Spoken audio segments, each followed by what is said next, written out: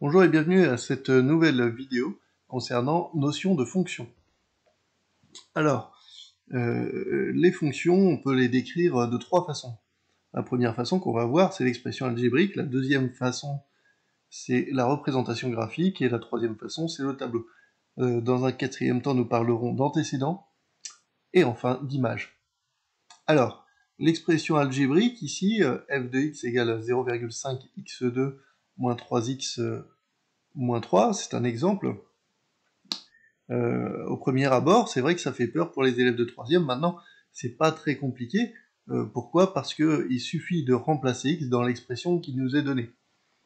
Par exemple, si je veux calculer la valeur f de 1, donc je vais simplement remplacer x par 1, comme ceci. Donc, que va me donner f de 1?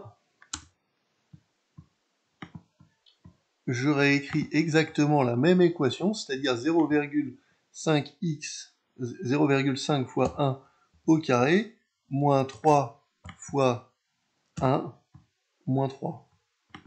Bon, et puis après, donc, à la fin, je fais le calcul. 0,5 fois 1 au carré, ça fait 0,5, moins 3, ça fait moins 2,5, moins 3, ça fait moins 5,5. Voilà, et je peux faire ça avec n'importe quel nombre. Là, je l'ai fait avec 1. Je peux le faire avec 3,2, avec peu importe. J'obtiendrai toujours un résultat. Et ça, c'est important. En fait, quel que soit le nombre qu'on met, ici au nombre x, on va trouver f de x. Alors, c'est le lien avec notre deuxième partie, parce que beaucoup plus lisible que ça, en fait, c'est la représentation graphique. Vous voyez, c'est en lien, hein, j'ai mis la même expression algébrique, 0,5x au carré moins 3x moins 3, et donc à partir de la même expression algébrique, ici, le logiciel il trace une fonction. Alors, c'est très lisible parce que si je me dis, bah tiens, je vais me mettre en 1, en x égale 1, au lieu de faire le calcul, vous voyez, j'ai directement moins 5,5 ici en ordonnée. Donc x, et puis là, et ici on lit en fait, c'est l'axe des ordonnées, l'axe des f de x aussi. Alors regardez, ici pour 0, je vois j'ai moins 3, pour 6, j'ai moins 3, et puis pour 4, j'ai moins 7, super, et pour 5, j'ai, 5, je suis un petit peu plus embêté, j'arrive pas très bien à lire le point ici, et en fait, c'est facile, c'est lisible, ça va vite, mais c'est pas précis, là je sais pas trop ce que donne f de 5, ou pareil, f de 7, ça a l'air de passer au milieu, mais en fait, j'en suis pas sûr à 100%. Donc, c'est assez embêtant. Alors, ici, on va parler après la moins complète, c'est-à-dire un tableau de valeurs. Des fois, f de x nous est donné, voilà, on donne x, et puis on va donner f de x. C'est à partir de ça, d'ailleurs, qu'on trace les représentations graphiques. Hein. On fait 1 point, 2 points, 3 points, etc. Puis après, on les relie. Des fois, imaginez, là, par exemple, je calcule f de 0, ça fait moins 3, et puis je vais calculer f de 1 ici, puis ça me donne un nombre, mais imaginez, hop, ça remonte, ça redescend, ça remonte, alors que moi j'ai relié comme ça, et puis après j'ai pas les remettre. Regardez ici comment on fait pour compléter ce tableau-là. On utilise tout simplement sa calculatrice. Alors, la calculatrice, j'ai un petit simulateur ici. S'il veut bien démarrer. Voilà. Donc comment j'arrive à f de x? Alors, j'allume ma calculatrice. Voilà, et puis vous voyez, je peux prendre le menu 1, là c'est le menu qu'on prend d'habitude, c'est le menu compter. Et là j'ai le menu 4, là. Et donc ça me donne f de x. Alors je vais taper ma fonction, l'expression de ma fonction, 0,5x au carré, moins 3x, moins 3. Voilà, très bien. Bon, ensuite il me demande une deuxième fonction, hein, au cas où j'ai besoin d'une deuxième fonction, voilà, je peux l'avoir. Puis après il me demande la plage du tableau, alors c'est-à-dire ça va aller de combien à combien. Moi j'ai demandé par exemple de moins 1 et puis jusqu'à 5, mais je peux demander même de moins 5 jusqu'à 5. Et puis le pas, ça va être de combien en combien on va compter. Donc moins 5, moins 4, moins 3, etc. et il va me calculer tout ça. Hop, voilà, vous voyez, pour moins 5, ça fait 24,5, pour moins 4, ça fait 17, pour moins 3, ça fait 10,5, etc. Puis là, si on demande de compléter un tableau de valeurs, vous voyez, la calculatrice vous le fait très bien. Hop, j'ai juste à compléter 0,5, ici. Ensuite, pour 0, on va lui demander, ça fait moins 3. Ensuite, pour 1, ça fait moins 5,5. Et puis pour 5, voilà, pour 5, là, ça fait également moins 5,5. Et vous voyez, là, c'est embêtant parce que entre 0 et 1, je ne sais pas du tout combien ça fait. Donc c'est ce que je disais tout à l'heure, après, pour construire le graphique, si entre 0 et 1, si à 0, j'avais moins 3, à 0,5, j'avais moins 2, et puis à 1, j'avais moins 5,5, en fait, il aurait fallu que je remonte et que je redescende comme ça. Et là, avec mon tableau de valeurs, bah, j'ai pas trop d'indications. Ou alors, il faudrait que je fasse des pas de 0,1 en 0,1. C'est très très long. Alors maintenant, on va parler de la notion d'antécédent. La notion d'antécédent, c'est quoi un antécédent, par définition, en français, c'est ce qu'il y avait avant. C'est-à-dire que si je cherche l'antécédent, si la question, en fait, c'est l'antécédent de, on va dire, allez, 0. Donc par la fonction f. Alors, on a trois possibilités à nouveau. Soit on prend l'expression algébrique, c'est-à-dire qu'on va résoudre f de x, je vais le prendre par le copier-coller, voilà. Donc f de x égale 0,5x au carré moins 3x moins 3, et puis je veux que ça fasse 0. Voilà. Je veux trouver le nombre x qui va nous donner 0 comme résultat avant.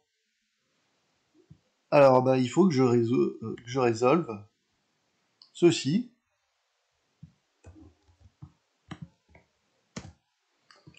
Et puis on va arriver à un truc, donc x égale, voilà. Donc on arrive à une équation. Alors après, sur la représentation graphique, vous voyez, si je veux trouver un f de x égale 0, donc que je vais me placer là, je vais voir, bah tiens, j'ai une solution là, et puis j'ai une solution là. C'est bien, c'est lisible, hein, on se dit, ah, ça fait à peu près moins 0,8, ça fait à peu près 6,9, c'est pas précis, hein, c'est pas la solution exacte, donc on est un petit peu embêté. Puis alors dans le tableau c'est encore pire parce que dans le tableau en fait je suis pas tombé sur 0. Je sais même pas si je vais y tomber. Parce que il faudrait qu'on ait beaucoup de chance en fait. Ou il faudrait que la fonction soit une autre tout simplement. Donc en fait souvent on a des expressions algébriques moins compliquées en classe de 3e, ce qui nous permet de résoudre cette expression. Alors dans le tableau, par contre, si on trouve la solution, par exemple si je veux trouver l'antécédent du nombre moins 3, et ben comme moins 3 est là, il suffit de regarder au-dessus, c'est 0. En fait les antécédents c'est les x, et quand on cherche l'image d'un nombre, pour faire le lien avec la cinquième partie, c'est là. C'est-à-dire que, on va dire que l'antécédent de moins 3 c'est 0, et l'image de 0 c'est moins 3. Pourquoi? Parce que vous voyez, quand je vais faire ma fonction f de x, en fait, l'image, c'est ce que je vais avoir après avoir remplacé x par 0. On me donne un nombre 0, par exemple, et puis je vais faire mon calcul en me disant, bah voilà, mon x, c'est 0, donc si x, c'est 0, et ben je remplace dans l'expression algébrique. Si je remplace dans l'expression algébrique, alors c'est encore plus facile quand c'est 0. Et là, donc, 0,5 fois 0 au carré, ben, ça fait 0. Moins 3 fois 0, ça fait 0. Moins 3, donc au final, ça fait moins 3. Vous voyez, là, j'ai eu de la chance, je l'ai eu dans le tableau. Bon, bah super. Et puis, on peut demander l'image, alors c'est pas comme l'antécédent. L'image, ça marche pour n'importe quel nombre. Ce qui veut dire que n'importe quelle valeur. On peut demander l'image de n'importe quelle valeur, mais par contre, n'importe quelle valeur n'a qu'une seule image. C'est-à-dire, je vais prendre f de 2, là, je vais remplacer par 2. Voilà, et puis là, je vais remplacer par 2 aussi. Puis après, je fais mon calcul. 0,5 fois 2 au carré. 2 au carré, ça fait 4. 4 fois 0,5, on est d'accord, ça fait 2. 2 moins 6, ça fait moins 4, moins 3, donc ça fait moins 7. Ça y est, on a trouvé l'image de 2. Et là, on ne le savait pas dans le tableau. Et contrairement à la notion d'antécédent, où la notion d'antécédent, en fait, on n'est pas sûr d'avoir une valeur. Par exemple, je vais le faire sur le graphique, puisque c'est là que c'est le plus lisible, hein, c'est ce que j'avais écrit. En fait, si je veux calculer, si je veux trouver l'antécédent de moins 8, donc moins 8, vous voyez, on se met là, ben, moins 8, comme il ne croise pas la courbe, il n'a pas d'antécédent. Et c'est ce qu'on va voir ici. Regardez, en fait, quand je vais écrire f de, je vais vouloir résoudre f de x égale 0,5 fois 0 fois x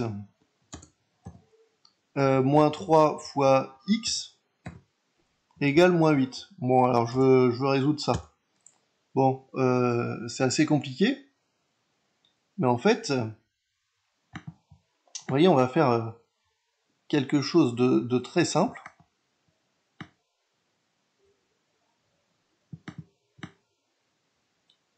Bon, bah, en tout cas, ce qui n'est pas très simple, c'est le copier-coller. Voilà. Donc, c'est-à-dire que si je veux résoudre cette équation, bah, je vais passer le moins 3 de l'autre côté, et puis on va arriver à moins 5. Et il va me rester 0,5x au carré moins 3x égale moins 5. Et ça, quand on fera les chapitres suivants, on verra que ça n'a pas de solution. Voilà, merci de m'avoir écouté. Bon travail à vous. Au revoir.